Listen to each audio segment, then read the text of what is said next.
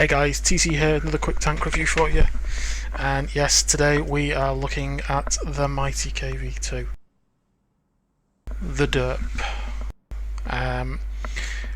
Quick fun fact for you, the KV2 actually, if you go right back in the start of World of Tanks, was actually the KV. You used to be able to, at tier 5, get this turret and gun at tier 5 and you would regularly meet tier 3s. So thank God for the new matchmaker that we currently have, even as bad as we think it is. So, as usual, let's go through some bits in the tank. 860 hit points, 53 tons, 600 horsepower engine, top speed, leisurely 35 kph, hull armour 75 front and side, 70 rear, turret 75 front and side, 70 rear. Crew, well, as you can see, I have stacked repairs across all of them. We've got Sixth Sense, we've got Recon. It's very short-sighted, this tank is stock, so anything to boost its view range is always good. Fire extinguisher on some of them, off-road driving, clutch braking, smooth ride, things like that. Anything to improve it. View range, mine's up to 352 thanks to full situational awareness and 53% recon and the improved vents. Radio range 469. It's quite a short radio range on this tank.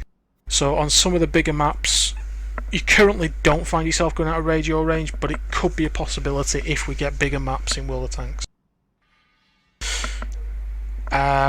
Loadout standard, we've got the M10 152mm howitzer, very slow reload, 110 penetration with AP, 700 damage, 136 with premium AP. Doesn't get heat or anything like that, this gun. You get premium AP, so it's pretty poor, and 86mm pen with the HE. So 86mm pen with HE is pretty strong, and you can pen the side of most vehicles that you see. You can also get some very lovely shots on engine decks as well, if you're above them, which will benefit you with full damage. Equipment, vents, rammer, and a gun lane drive. Maybe swap out the gun lane drive for optics or binoculars. Like I said, it's very short view range, this tank, so something like that would be beneficial maybe. The gun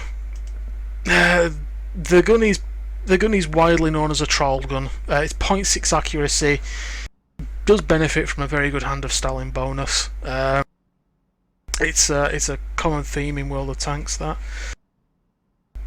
it works sometimes, but most often than not it's a fire and hope. But there are videos galore of KV2s pulling off miracle snapshots. Ammunition loadout 35 HE on 1 AP. I could really drop the AP, but it's there purely if I think I can use it. I don't often use it though, I mainly fire HE out of this thing because you do consistent damage.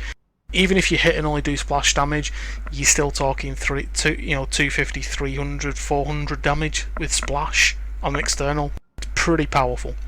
And the usual big repair kit, big first aid kit, and automatic fire extinguisher. Gameplay I'm going to show you is a little bit different. It's an ace tanker game. It was a platoon that I did with one of my viewers on our live stream. A pretty good game. We got brothers in arms. It was a mastery badge as well. So without further ado, we'll go into the replay. Okay guys, here we go. As you can see, we've got a phenomenal matchup here. There's myself and the Terminator. It's Chris from my Twitch TV viewers.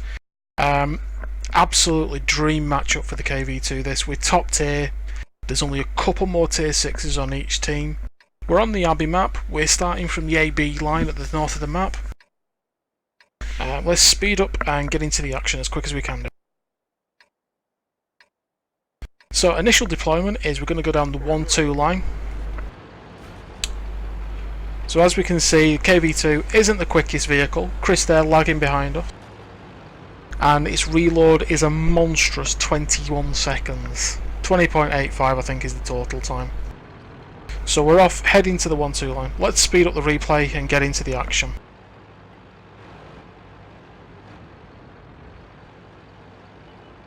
So, pretty standard procedure this, to head to this line.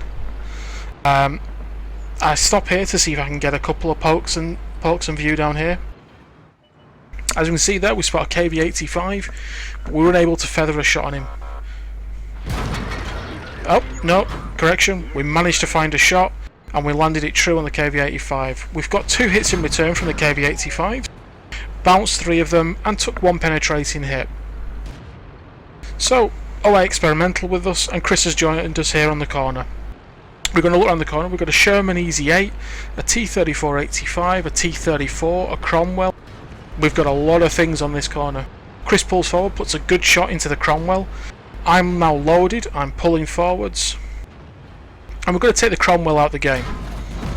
And there we go, we secure our first kill for 105 damage. We bounced a couple of shots, but we did take 1 from the Cromwell in return. Okay, so now we're taking a couple of shots from the Leopard. We're trying to feather a shot on him, but we can't see him. We pull forward, we look for another shot, and we get 1 here on the T3485. Another good damage roll there, 326. Now these are non-penetrating hits, I should add. So we're rocking on the corner, we're trying to juke some shots, we're waiting for the reload, we're halfway through. They can see the top of our turret. We're almost loaded, we're looking for a shot on the Leopard, but it's a very dodgy shot. We're loaded, we're looking forward. The Leopard, is he going to come? We're still waiting. We pull forward. Ah, there's the Leopard, he starts to shoot. We pull back. There's the Leopard, he's blocked in unfortunately by the Easy 8 behind him. So we take the Leopard out of the game. Second kill, 440 damage. We wait for the reloads, we pop forward. See if we can get shots on anybody. Can't currently. Still looking for these shots. Oh, we're spotted now. Looking for shots. Is anybody going to pop out and give us a shot? And we've got spotting damage there on the SEP, on the soup. So that's the 3485. We put a shell in there, but we miss, so we reload. We bounce the 3485's return. Chris there bounces as well. Takes a penetrating hit. I'm looking for a shot on the 3485. I'm almost loaded. He's rolled back. He pulls back and doesn't think we can shoot. We managed to snipe him there with the gun. Remember, this has a 0.6 accuracy, this gun, and we're pulling off some great snaps, great shots. I'm up to 3 kills. Chris hasn't got any yet. Pulling further forward, we're almost loaded. Looking at the KV1. Chris fires, does 165. We fire and miss. We pull back to reload. And we're waiting for the shot. We're duking with the KV1, hoping to bounce his shot. So far we're doing quite well. As you can see, 2.6k WN8 done on 1465 damage. Pull back and bounce a shot there nicely off the cheek of the turret. We're ready to fire. And we take out the KV1.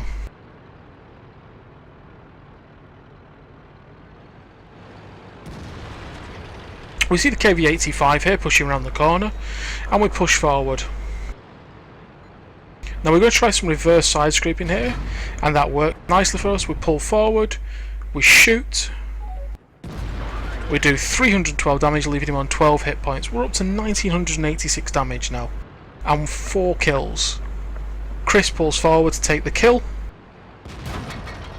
takes a shot in return. He's now on 42 hit points, so we need to be careful for Chris.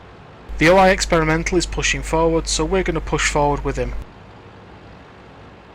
So between the 3 of us there, we've done quite well. We've held this flank very securely. Let's speed up the replay and push forward. Now I stop here and look for some shots across, because there was a Crusader spotted here.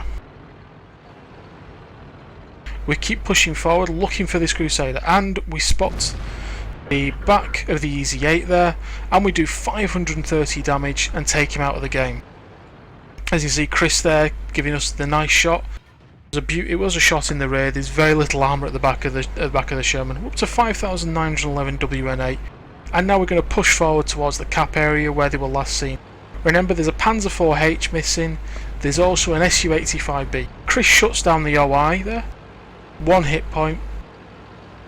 So Chris is now left with very, very little health, but he's got 2 kills. He needs a third for us to secure Brothers in Arms. I'm pushing forward. I'm going to have a pop of the cap. Now I'm looking here for my top gun. I'm looking for the 6th kill on the Su-85B. I pull forward. I know he's in the corner here somewhere. I'm loaded. I'm looking. I spot him. I aim. I miss. I hit the ground. And then I pull back. And the 85B comes rushing forward to kill me. But luckily the ELC and Chris have got our back. Chris there gets his 4th kill. That's us on Brothers in Arms. And here we go. Now looking for the shot on the Panzer, on the PZSFL, but the ELC takes him out. And there's the end of the game. Okay guys, let's look at the post-game stats. As you can see, that was a Mastery Badge game. Bruiser, Hand of God, victory, 50,005 credits with 2,176 XP. That's not doubled, by the way. We got Brothers in Arms with Chris, we got Steel Wall, and we got the High Caliber Medal. A little bit down here, as you can see, it was a WNA of 9,161, total credits after expensive of 36,928. Let's have a look at the team scores. So team scores, as you can see, me and Chris there, top of the team, both of us doing over 2,000 damage. I got 1,451 base experience and 1,009 base experience for Chris there as well. We both got 9 kills there, so we were only 3 kills short of a 2-man crucial contribution for the team. Overall, our team wasn't fantastic, but it was good enough to beat the opposition.